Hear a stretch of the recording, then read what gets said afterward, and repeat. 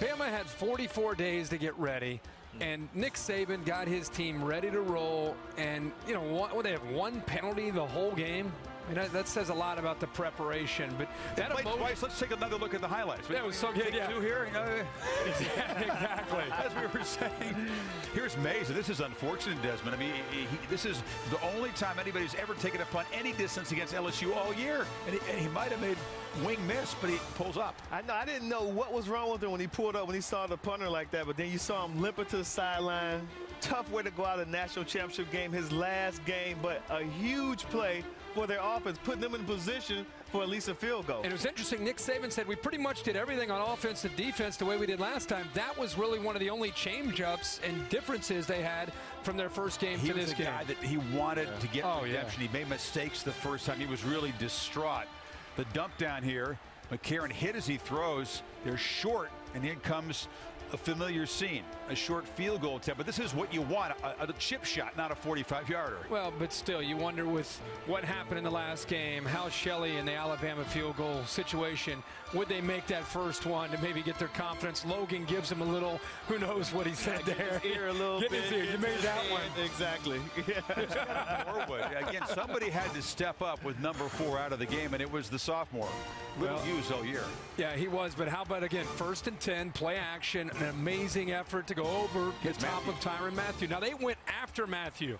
They really felt that they could beat him. But these are with backup receivers. Norwood does a good job. 1st and 10, man-to-man, just what they wanted against Tyrann Mathieu. Long field goal attempt. LSU was ready for the fake here. Chris Underwood, the tight end, will take the little shovel pass. Just barely makes it. They reviewed the spot, but it was a first down. Well, LSU was ready for it. Mathieu got his hands on it. He's looking for it. You know, he gets enough of his arm on him to slow him down before Kiki Mingo can come over and make a play to try to keep him short. But it was interesting. The review looked like they might overturn that, but it ends up holding up for the first down. But they couldn't keep marching. It is a first down by an inch. Shelley comes on again, and just like the first game, big Michael Brockers gets a hand up and blocks it. Put his big paw up there and knocked it down. And maybe you thought maybe this could spark LSU. It's like they were waiting. All year, somebody's made a play in special teams or on defense to create some momentum. Maybe you thought this might be that moment. And Trent's trying to get him fired up. Exactly. Trent's like, stay in the game. We're going to need you. Don't go in the tank on us. They would feed Richardson a lot, hammering straight ahead at the LSU defense. They didn't use him a lot when they got down inside the 30 for some reason, but between the 30s, he was tearing them up. Yeah, I hope somebody asked Nick Saban that. We were very curious about that during the game. Trent Richardson, much like the first game, a lot of success, and then they'd get deep into LSU territory, and for whatever reason, he'd be back over there catching his breath. Yeah, so he's out. Eddie Lacy, who's a fine runner, but not Richardson, comes in on 3rd and 1, and LSU gets the tackle for loss again. Another field goal attempt upcoming. Just kept, it seemed like every 3rd down, somebody up front of the defensive line from LSU would make a play to force the field goal.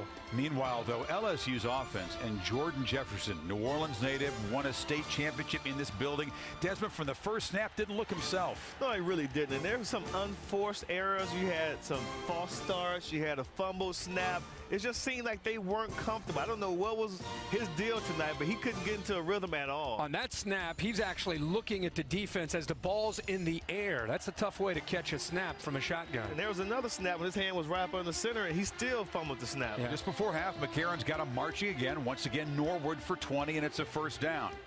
14 seconds to go. McCarron to Darius Hanks, who fights through a Honey Badger tackle and moves the chains. I'm really impressed by this drive. For this Alabama offense, without Marquise Mays, to even get down into field goal range to take a shot here, getting the ball to start the second half and to be able to go up 9, gave them a ton of momentum going in at halftime. So the first half stats reminiscent of LSU's SEC championship game performance against Georgia when the offense could do nothing. But in that game, Mathieu was able to make a special team spark with the punt return. Did you get the feeling LSU was going to adjust and get something going, Kirk? Well, just based on what we've seen from LSU all year, including in Atlanta in the SEC title game, you could see the frustration on Mays to start the second half. He wants to be out there so bad for his team. You thought LSU might be able to make a play, but right away, Alabama puts McCarron in a position to get aggressive. They went hurry up here, the throw to Hanks. Then he has a great block here on Honey Badger up at the top to be able to spring Kenny Bell down the sideline. And right away, potential for LSU's defense to create momentum is taken away from them, and Darius Hanks has a big part on both those first 2 plays. It's 3rd and 5 of the 18 now. McCarron over the middle, just off the hands of Norwood. And so here we go, 4th down. One more time, Jeremy Shelley from 35, but again, a makeable range. Very confident, 12-0. LSU still, if they could get a play, had a chance to get something going here, but Jefferson, the Odell Beckham, who was a weapon, because Ruben Randall did nothing tonight. Now Beckham found the window in a cover 2, sat behind the corner and in front of the safety, and it was a good throw. You thought, again, maybe some momentum. First down, number 2 of the game. That was. But you know what? The one guy you want to block is Courtney Upshaw. Somebody's got to pick up a big fella. Possibly. You know, and I was surprised that they didn't roll Jefferson out more like they did A.J. McCarron, just to give him some clear throwing lanes and get him away from the This is the next drive. What? Why? He throws it away. C.J. Mosley, who gets injured right here as Jefferson brings him down, but the pick. Well, the confusion there. Spencer Ware, watch the running back. He thinks he might check it down. Then he thinks, oh, he's going to run. I'm going to pick up that linebacker and help him be able to pick up some yards. He thinks he's going to take off instead of being able to throw the football.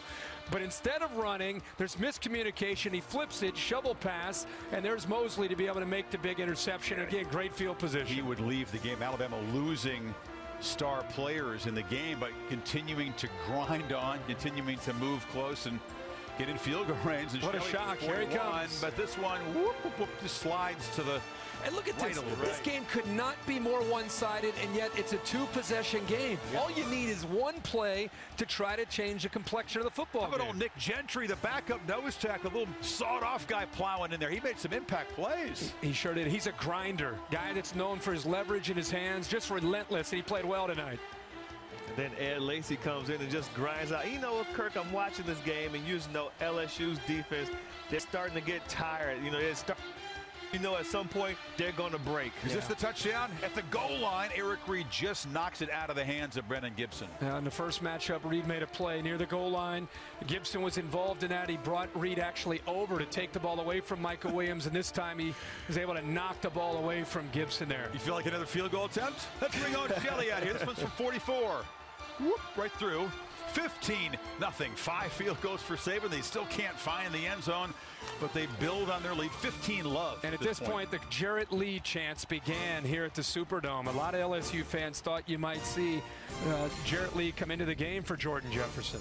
Gentry again as we move to the fourth quarter, making a big stop here. J.C. Copeland is a load to bring down. Look at him, hit him in the backfield. Yeah, but look at his quickness there, Des, off the line of scrimmage. I mean, this guy, I don't know if he gets there or not, but he's the first guy off. He beats Will Blackwell right at the line of scrimmage. Stay low, gap control, penetration. That's how you stop the run. Matthew was a non-factor in the return game all night. They kind of punted away from him, lets it bounce, and then just kind of a desperation attempt to make a play here. Just guy trying to make a play. You know, like you said, they were desperate for a play at that point. He figured he'd pick it up and try to get past the first wave.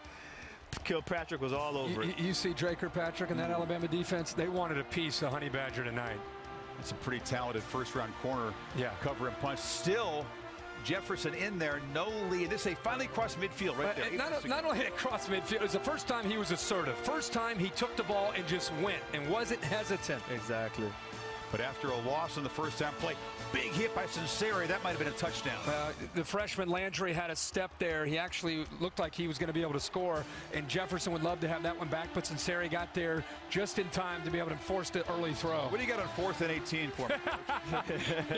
How about fumble? Yeah, exactly. Gentry in there again. How about Dante Hightower, the middle linebacker? You know what we like to do when we really have fun? We're going to line him up at defensive end and let him shoot the inside gap. Alex Hurst is expecting him to go wide because of the way he's aligned, but instead he goes inside, surprises Hurst, knocks the ball away. Then look, he keeps Jefferson away from the ball and lets Gentry jump on top of it. Yeah, keep in mind, before Dante Hightower's knee injury a couple of years ago, he used to do that all the time. Put his hand in the dirt and then make those tackles pay a price. AJ telling Trent, we're going to get the end zone. We're going to get the end zone. Finally, Hader, the promised land, is number 3, bounces it outside. First touchdown Bama scored this year against LSU. And this goes back to what Des said earlier. They started to kill the will of that defense. That defense could only make so many plays down in the red zone until finally it starts to work on them. They put a man on a man up front, and that's where the vision of Trent Richardson comes into play. He finds it finally to the outside, bounces it, and there's the burst to be able to get it to the touchdown. And now in the building where Roberto Duran turned his back on Sugar Ray Leonard and said, no mas, LSU really could do nothing but wave the white towel here. 21-0, the first shutout in the BCS era. Excellent execution on that Gatorade bath. Saban, the first to win 3 BCS titles. And Alabama's won 2 out of 3. A defense that held opponents to 191 yards per game. Fewest in a quarter century, holds LSU to less than half that tonight, 92 total yards. Well, we're going to remember this as a great defensive performance, but I really think that LSU's offense was inept. You know, their offensive line up front did not give Jordan Jefferson. It's so easy to point the finger at Jordan Jefferson and say, what was wrong with him? But that was a group effort from LSU's offense, and it had a lot to do with Bama and the pressure they put on him. And the loss for a team that had been so dominant, 13-0 this season, a deflator at the end. It was also a team loss for LSU. Lots of people contributed.